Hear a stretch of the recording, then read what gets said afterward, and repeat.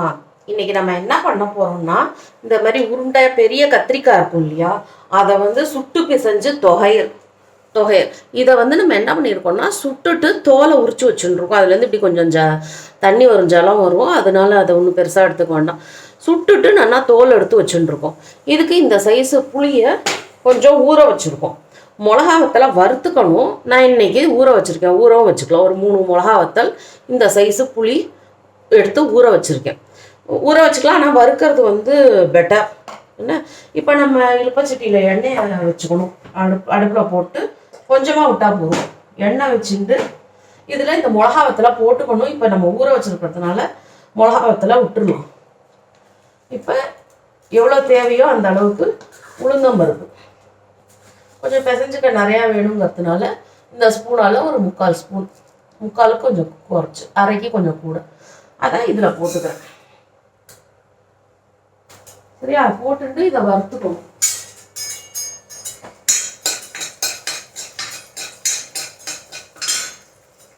அது வறுப்படட்டும். இதுக்கு நடுவில் நம்ம இப்போ இந்த ஊற வச்சுருக்கோம் இல்லையா, புளியும் மிளகாவத்தலும். இந்த மிளகாவத்தல் வறுத்துக்கணும் அந்த உளுத்தம்பருப்போட. ஊறவும் வச்சுக்கலாம். ஊற வச்சுக்கிறது செகண்டரி. இன்றைக்கி நான் ஊற வச்சுருக்கேன். இதை மிக்சியில் எடுத்து போட்டுன்றணும். இந்த தண்ணியை விட்டு நம்ம அரைச்சிக்கலாம். அதுக்கப்புறம் அதில் வந்து உப்பு, அந்த ஒரு கத்திரிக்காய்க்கு தேவையான அளவுக்கு உப்பு மிக்சி ஜாரில் இதை போட்டு வச்சுன்றணும். இப்போ இதில் உப்பு, புளி, மிளகா 3 எது பேசிக் டேஸ்ட்டோ அது எல்லாம் இதில் போட்டாச்சு. இப்போ கொஞ்சம் வந்து இந்த வாசனைக்காகவும் குவான்டிட்டி ஜாஸ்தி பண்ணுறதுக்காகவும் உளுந்தம்பருப்பு வறுக்கிறோம். இது இந்த மாதிரி செவக்க வறுபடணும். செவந்துருத்து இல்லையா? இப்போ நம்ம அடுப்பை ஆஃப் பண்ணிட்டு இந்த மிக்சி ஜாருக்கு அதையும் ட்ரான்ஸ்ஃபர் பண்ணிக்கணும். இது கொஞ்சம் எண்ணெய் விட்டால் போதும். இந்த எண்ணெயை விட்டுட்டு வெறும் பருப்பை மட்டும் கூட வறுத்துட்டு அதை எடுத்துட்டு அதுலேயே காய் பண்ணுறதுனால வேறு ஏதாவது காய் பண்ணோம்னா அதுலேயே கடுகு உளுத்தம்பருப்பு தாளிச்சுட்டு காய் பண்ணலாம். அந்த எண்ணெயை வீண் பண்ணாமல் கொஞ்சோண்டு எண்ணெய் தான் ஆகிடும். இது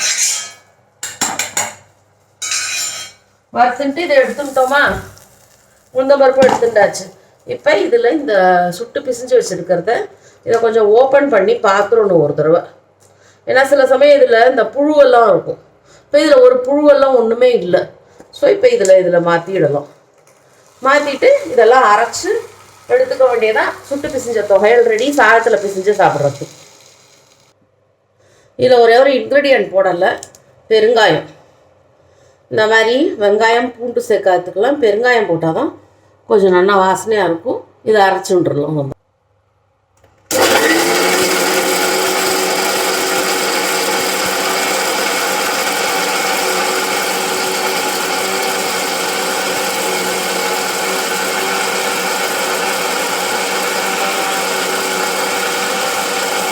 நல்லா புளியும் மிளகாவத்தல் நல்லா அரைக்கணும். ஊற வச்சிருக்கிறதுனால சட்டுன்னு அரைஞ்சிடும். நல்லா வேணுமோன்னு அரைஞ்சிடுது. இப்போ சர்வ் பண்ணுற பவுலில் எடுத்து வச்சோன்னா ஆயிடுது. இதுக்கு தாளிக்கணுங்கிற அவசியம் இல்லை. வேணும்னா தாளிச்சிக்கலாம். உளுத்தம்பருப்பு, கருவேப்பிலையெல்லாம். சரியா? அவ்வளோதான். கத்திரிக்காய் சுட்டு பிசிஞ்ச தொகையல் ரெடி.